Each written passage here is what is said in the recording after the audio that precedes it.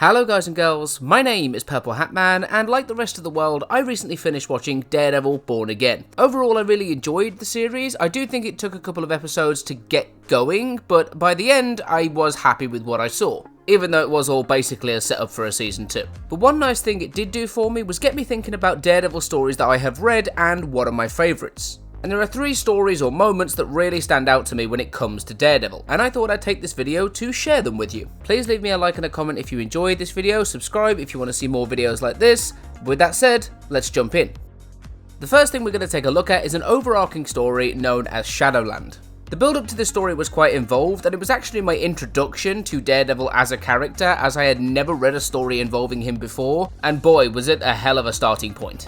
The background for this story was that Daredevil had been given control over a sect of the Hand, the group of ancient resurrecting ninjas which are his sworn enemies, and he decided to try and use them as a force for good. But after that, his real archenemy Bullseye collapsed an entire city block, killing 107 people, which had a massive impact on Daredevil's state of mind. He decided to use the Hand as his own personal police force, erected a massive Japanese fortress over the site of where the city blocks were destroyed, and his methods became more and more brutal.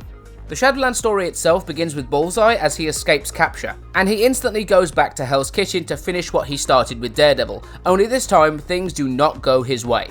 Initially, Bullseye is killing loads of Hand ninjas, and Iron Fist and Luke Cage see the chaos that is going on and try to help. Daredevil says something like, "Will you pledge loyalty to the Hand?" And they're like, no, and he goes, "Well, stay out of my way then." After Bullseye kills all of his ninjas, Daredevil jumps into the fight, and initially Bullseye's like, "Oh yeah, this is just what I wanted, this is brilliant, I'm gonna kill you, this is gonna be great."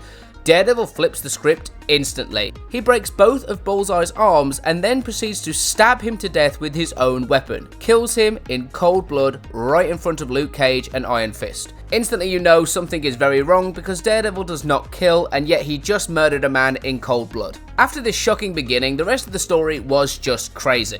Obviously, Luke Cage and Iron Fist go to basically every street level hero they can find and tell them what's happened, and tell them that Daredevil has gone off the deep end. And when I say every street level hero gets involved, I'm only exaggerating a little bit, because the people you see here are obviously Luke Cage, Iron Fist, the Punisher, Misty Knight, Colleen Wing, Shang-Chi, Spider-Man, Elektra, Moon Knight. Basically everybody on the street level across the whole of New York shows up to this thing. And shockingly, even Wolverine makes an appearance. There are so many twists and turns and epic fight scenes, it's fantastic. There's a moment where Iron Fist comes up to Daredevil and is like, "Trust me, you're no match for the Iron Fist. You know that, so stand down." And Daredevil just jumps like 20 feet in the air and then slams the ground, shaking the whole place. And Iron Fist just goes, "That's not possible." There's even another moment where Wolverine jumps down and stabs Daredevil in the chest with both of his claws, and he doesn't die. He just pulls the claws out of him and sends him flying, and Wolverine says, "That's not possible. How can you survive that?" The big twist of the story is that the Hand is ruled by an entity known as the Beast, and this has now possessed Matt Murdock, so he's basically a demon in human form, which is why he can do all of these impossible things. There's even a whole subplot with Wilson Fisk, aka the Kingpin, who takes control of the Ghost Rider Johnny Blaze and forces him to become a weapon for him, and that is just fantastic. I love Ghost Rider, I loved seeing him in this story, and the final fight of the comic is really against Daredevil and Ghost Rider, and let me tell you, Ghost Rider gets absolutely ruined. It is hilarious. Daredevil kicks him through a wall, tanks his hellfire, and then sucks all the hellfire off his skeleton, leaving him absolutely drained and useless. And the story ends with Iron Fist basically healing the spirit of Matt Murdock, allowing him to finally shake free of the possession, and he basically has to kill his own spirit. I think this story is really fantastic, and if I could give you any Daredevil story to go read first, it would be this one, because man, it was fantastic at the time, and it's still fantastic now. The next thing I want to talk about is firmly not a Daredevil story, but it's more of a Daredevil moment that I just think is iconic. So the story itself is called The Account, and it comes off the back of the Fear Itself event.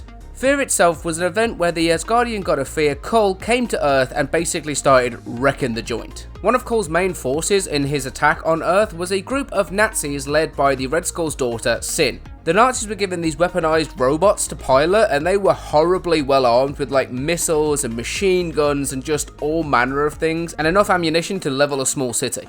The other thing you need to know is that Luke Cage was actually in charge of his own Avengers team at the time, which I'm going to call the New Avengers, and they were living in Avengers Mansion. Now, if you don't know, Luke Cage and Jessica Jones actually have a child together, and at the time they needed a babysitter because they were going to be off doing Avengers things. And their babysitter was actually Doreen Green, Squirrel Girl. Now, when the Fear Itself event kicked off, a bunch of these Nazi robots actually attack the mansion with Squirrel Girl and the baby inside, and there are no other Avengers there. There is no one to save Squirrel Girl. It's after this that we pick up with Daredevil's perspective, and Daredevil senses all of these machines coming and he thinks the world is ending. Daredevil goes on the street level and just starts protecting whoever he can, and he actually takes down a few of these robots on the way. A particularly awesome moment is when Daredevil finds a machine gun which has fallen off one of these robots and just turns it on them, and he looks absolutely crazy in that panel. I'm actually not over how badass he looks, and it's been 10 years since I've read that story.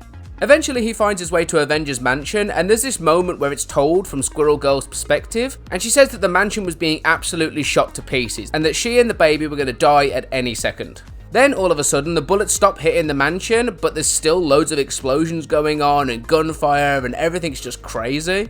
And it turns out that even though like 6 of these robots were attacking the mansion at once, Daredevil has managed to break into one of them and turn it against the rest and taken down 6 of these machines all by himself. He blasts off the front door to the mansion, and I still see it in my dreams, the way he swaggers towards the house going, yeah, that was no big deal. I'm Daredevil after all.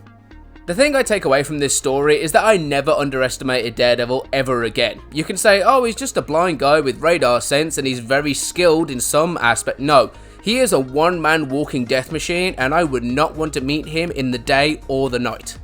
The last thing I want to talk about is actually the latest run of Daredevil. Like I said at the beginning, I actually don't follow Daredevil stories really at all, but I do know that this run comes off the back of the last run where Daredevil actually died and went to hell, so it was a pretty intense ending to that story. But this run tries to pick up from a more grounded perspective, and to me it feels like a really classic version of Daredevil that we are used to seeing. When I envision the character of Daredevil with everything I know about him, I think about him in this way, the way he's portrayed here.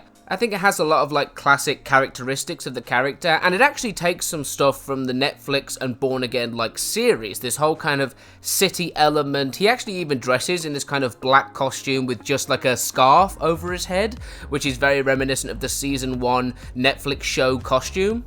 The story is full of really nice details and things that you expect from the Daredevil character. It talks about Matt's religion in a very centered way. The story even has an appearance from Bullseye, which any story involving Bullseye I am always more interested in. I might not follow Daredevil storylines very much, but Bullseye is one of my favorite Marvel villains just because of how cold-blooded he is. He is a cold-blooded murderer and he doesn't care who knows it. Probably the thing that impresses me most about this story is that despite all these classic beats and renaissance of who the character of Daredevil is, it is trying to do something new. The story mainly follows Matt as he is trying to take on a new life as a priest, and he finds out that several people in his life have been possessed by demons that represent the 7 deadly sins, and he embarks on a kind of religious mission to free them using his faith. The people who end up being possessed include Elektra, Ben Urich, She-Hulk, and even Wolverine. I actually got this one as kind of a happy accident because a friend got me a comic for my birthday, but it was one I already had. So I said, oh, don't worry, I'll go and swap it out for another one. And I saw this one on the shelf and I was like, do you know what? It's been ages since I sat down and read a Daredevil story. And I looked through and saw his classic crime fighting behavior. I saw him fight Bullseye. I saw this kind of demon undertone, which I was very curious about. And I decided to get it. And if you wanted to get into reading Daredevil right now, this story does not throw you in at the deep end. It's a great introduction to the character, and you can always go back and read the backstory if you want to. And that is it. Those are my top 3 Daredevil stories. Please leave me a like and a comment if you enjoyed the video. Especially leave me a comment if you have any Daredevil stories to recommend me that are your personal favourites. I would be really curious to hear what you have to say. Subscribe to the channel if you want to see more videos just like this. I'm trying very hard to hit 1,000 subscribers this year, so if you could help me out, I'd really appreciate it. But with that said, I have been Purple Hat Man, you have been a great audience, thank you all so much for watching, and I will see you in another video very soon. Bye bye!